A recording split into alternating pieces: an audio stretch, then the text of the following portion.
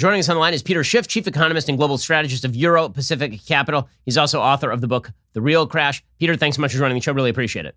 Ben, thanks for having me on. Let me say I've been a fan of your program for quite some time, and it's an honor to finally be a guest. Oh, well, thanks. I appreciate it. So let's just jump right in with the state of the economy. So obviously, the stock market is doing really well. There's a lot of economic optimism. GDP growth is going to be extremely high because we just went through the greatest artificial depression in American history, created by an extraneous shock event, and also governments just shutting down their economies. And now we're back into a sort of natural growth cycle that has been dampened, it seems a little bit, at least, by the government passing out stimulus checks to keep people from reentering the workforce. But there are some clouds on the horizon, and those clouds seem to be gaining a lot of force in the form of Joe Biden's massive spending packages that he's trying to push forward, no?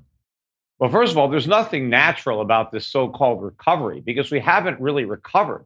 The economy is actually sicker now than it was before COVID. And what's really been hurting it was not the disease, but the government's cure. See, here's the problem. When governments around the country ordered businesses to close and people not to go to work, everybody stopped producing. So if you were helping to produce goods, you're not producing the goods. If you were performing services, you stop performing those services. Now, if people aren't productive, well, they need to reduce their consumption because you can't consume stuff that's not produced. But the government didn't want people to stop spending, even though it ordered them to stop working. So what happened was the Federal Reserve just printed up all this money and gave it to businesses, for the PPP program, gave it to workers and extended unemployment benefits, sent out all the stimulus money. So you have an economy where we're producing less, but everybody wants to spend more. That's not economic growth. That's massive inflation. And what we're seeing now is the byproduct of everybody spending all this money that we just printed. And that's what's goosing the GDP. But this is not a real economy. Our trade deficits are exploding. We've never seen merchandise trade deficits this high. What we've done is we substituted real economic growth, real goods production for money printing. And we're about to pay the price in terms of an enormous increase in the cost of goods and services. It's going to be like the 1970s, only a much worse economy and much higher inflation. I've been saying it's an inflationary depression, not just stagflation. So what do you think the timeline on that looks like? Because we're looking at economic growth, at least in GDP numbers, at least through the end of the year. You have all of the economic firms like Goldman Sachs suggesting up to 8% GDP growth for the year. We are going to see people getting back into the workforce. I mean, we've seen hiring is up. So what do you think the actual timeline here is? Because there seems to be a gamble that's being made by the Biden administration, which is they can raise taxes, raise regulations, blow out the spending, do all of this, and the economy will recover to such an extent that it'll sort of carry past all of those obstacles for the next couple of years. And then if a crash comes, it'll only happen 3-4 years from now. Well, actually, all this government spending is inhibiting an actual recovery from taking place because whenever the government spends money, it has to deprive the free market of those resources, right? It's not the taxation that's the problem. It is the spending. Government spending is effectively taxation. So once the government decides to spend money, the question is, how do we pay for it? Now, the most obvious way is, we send the government our money through an income tax or a sales tax, whatever it is. But if they don't have the political guts to ask the Americans to pay for all the spending that they're delivering, then they ask the Federal Reserve to print money. But that doesn't mean we get the government for free. It just means the government is robbing us of the purchasing power of our money. And that's what's happening. The government is creating money, putting it into the economy, giving it to people to spend. These people are bidding up prices. And that's what's driving the GDP. It's higher prices and more spending as we are producing less, right? That's why you see this enormous trade deficits. But I get all these stories from people that email me, and I experience it myself. There is a widespread shortage of stuff. You have to order things, and it takes months and months to get them. There's a huge backlog, and prices are really going up. Now, the Federal Reserve is asking us to believe that what we're seeing is just transitory, that it's gonna blow over, and it's nothing that should concern us. But this is exactly what the Federal Reserve said in 2005, 2006 about subprime. They told us, ignore what's happening in the subprime mortgage market. It's contained. It's not going to be a problem for the mortgage market. It's not a problem for housing. It's not a problem for the economy. Just ignore it. It's no big deal. Well, the Federal Reserve was completely wrong about the subprime market being contained. They're now just as wrong, if not more so, about inflation being transitory. We are at the beginning of a huge escalation in the cost of living, and they are throwing gasoline on the fire right now by continuing to spend more money paid for by the printing press. Even though they're talking about raising taxes on the rich, the amount of revenue that those higher taxes are actually going to raise is going to pale in comparison to the money that they want to spend.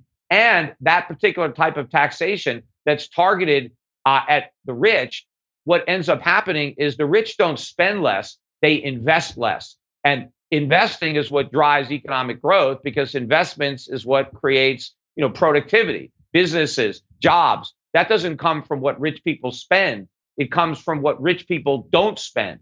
But if the government takes that money, instead, it depresses the economy. So we're going to depress the economy at the same time we're printing up a bunch of money. And the government has created such a perverse incentive. You have so many Americans that have left the workforce. They have no desire to return to their jobs because the government has given them a better deal. It is more lucrative not to work than to go and get a job. And of course, it's far more enjoyable to have a vacation and get paid more than you would get if you returned to work. So the government is paying people not to produce and then giving them money to buy the stuff that they didn't produce. This is going to be an inflationary apocalypse. Now, Peter, one of the things that is so amazing about all this is, as you say, if it requires rich people putting their money in the stock market or rich people starting companies to actually raise the production to meet pricing is what you're talking about here. And then you have on the other end, the Biden administration saying they're going to tax capital gains at exorbitant rates. I mean, it's basically saying to the rich, you have no place to put your money. Like there's no place to put your money. You can't put your money in real estate because it's a bubble. You can't put your money in the stock market because you're going to get taxed on capital gains at some crazy rate. And so rich people are going to, people wonder where Bitcoin is coming from. People are literally just looking for a place to put their money where it's not going to be removed from them. And that may be a bubble or it may not be a bubble given what the governments are doing right now. I know you're not a huge Bitcoin fan. And you have to realize that when the government is taxing corporations, they're not really taxing corporations. They're taxing the shareholders of those corporations. So it's the people that own the corporations that pay that tax. Then they pay a tax again when they collect a dividend or they get a capital gain. So if we are going to raise both the corporate tax and the tax on dividends and capital gains that people receive after they've already paid the corporate tax, the percentage of total income that is being confiscated by the US government will be well in excess of 50%. You're talking about levels that are confiscatory. If you go back to the days of feudalism, when you had lords and you had serfs, what made you a serf was that you only got to keep 75% of what you produced. The lord took 25%. And we called that feudalism, serfdom. It was very oppressive. Well, compare that to what we have now. Most American businessmen, entrepreneurs would love to be able to keep 75% of what they earn because very few people do. And now the government wants to take even more. People are going to spend more time avoiding income than generating income. And it's the activity to generate income that drives the economic train. That's the goose that lays the golden eggs. Because if I want to produce income, I have to provide consumers with goods and services that improve their lives, and I have to employ other people to help me do that. So the minute the government, stamps out the desire to make more money because the government is taking so much of what's being produced, all that economic activity goes away. And even though they keep saying, hey, these tax increases are targeted at the rich, so if you make less than $400,000, you don't have to worry about it. Well, maybe you end up losing your job because the person who is going to employ you no longer has the desire or the capital to provide you with a job.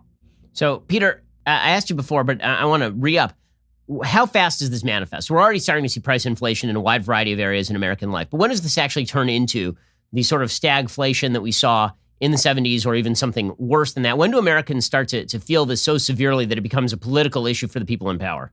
Well, I think the trigger is going to be the exchange value of the US dollar. See, what's happening now, and our get out of jail free card, is that even though you have a lot of Americans who aren't working, you have a lot of people in other countries who are working. Let's say China, right? You have all these people who are going to work. They're in factories, they're producing all this stuff, and then they load it up on container ships and they send it to America. So even though Americans aren't producing, we still get to consume because we live off the fruits of the labor of people in China and other parts of the world. Now, the reason that Chinese are willing to give us their products that, they actually had to use real resources to create, they needed capital, they needed labor. The reason they're willing to give us this is because we're giving them dollars.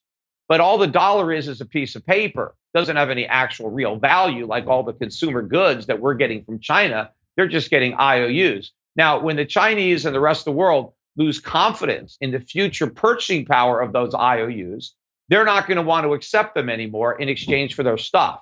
And then what's going to happen is you're going to see the dollar really start to fall on foreign exchange markets. And that's when the inflation chickens are really going to come home to roost in a way that it's impossible for the government to ignore the reality or just point to a doctored CPI and try to say, oh, prices aren't going up. And then this is going to become a real problem because I think the next real recession is going to be triggered by inflation. As the costs go up so much, businesses start firing people because they need to stay in business.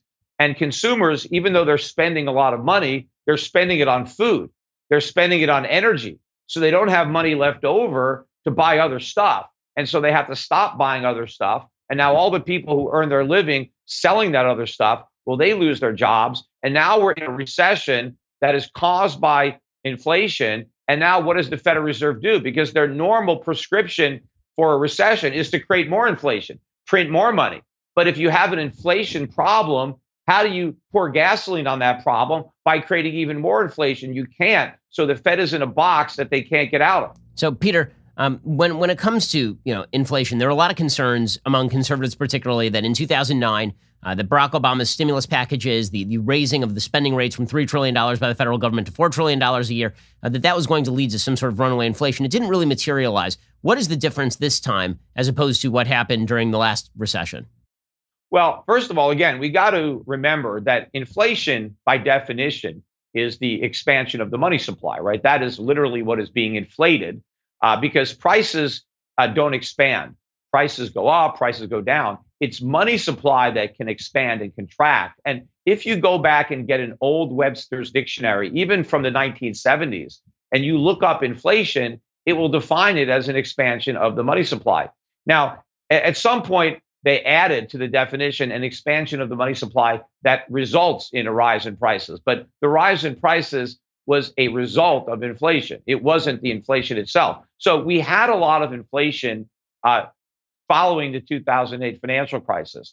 And I think the initial effect of that inflation was that it prevented prices from going down. Prices were set to fall, which would have been a relief to the economy so that during tough times, the cost of living could have gone down. But the inflation that was created prevented those prices from falling. And so you just don't notice it in that respect, but it was still there. But also what happened was the dollar in 2008, when we had the financial crisis, the dollar was at an all-time record low. And if you remember where commodity prices were, oil prices had just moved up to $140 a barrel. All commodities were going way up. And when the financial crisis actually happened, commodity prices collapsed and the dollar rose.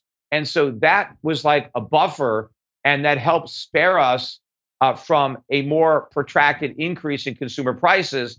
And we were able to rely more heavily on foreign imports during that period where the dollar was strengthening. But fast forward to where we are today, commodities are just starting a new bull market. The dollar is starting a new bear market. And the size of today's deficits dwarf.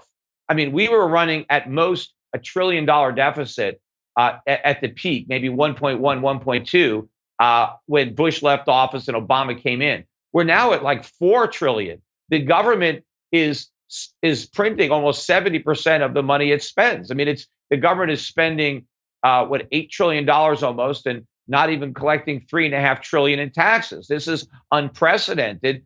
When we started the inflation in 2008, the Fed's balance sheet was maybe 800 billion. It's now almost 8 trillion.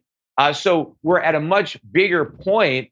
And if you go back to 2008, 2009, we were borrowing a lot of money, but the Chinese were lending us the money. The Japanese were lending us the money. The Saudis, the Russians, the whole world was lending the US government money. They're not doing that anymore. We have to do it all by ourselves. The Fed is not the buyer of last resort. It's the buyer of only resort. So we can't rely on other countries to loan us the money. The Fed has to print the money. Plus, you go back to 2008, Social Security was still a net lender to the U.S. government because the Social Security system was collecting more in payroll taxes than it was paying out in benefits. That's the opposite today. Today, Social Security is not collecting enough taxes to cover the benefits it's paying. So it is also now selling U.S. Treasuries, whereas in 2008, it was buying U.S. Treasuries. So I think it's night and day where we are right now. And I think the Fed, it's a false sense of complacency to think that, oh, we dodged the bullet last time, so we're going to dodge it again. This isn't a bullet this time. This is a hand grenade, and we're stepping right on it. That's Peter Schiff, Chief Economist, Global Strategist of Euro Pacific Capital. Peter, thanks so much for your time. Great to talk to you. Oh, thanks a lot, Ben, for having me on. I hope you enjoyed that clip from The Ben Shapiro Show. If you did, go ahead and hit that subscribe button so you stay up to date with all our future content.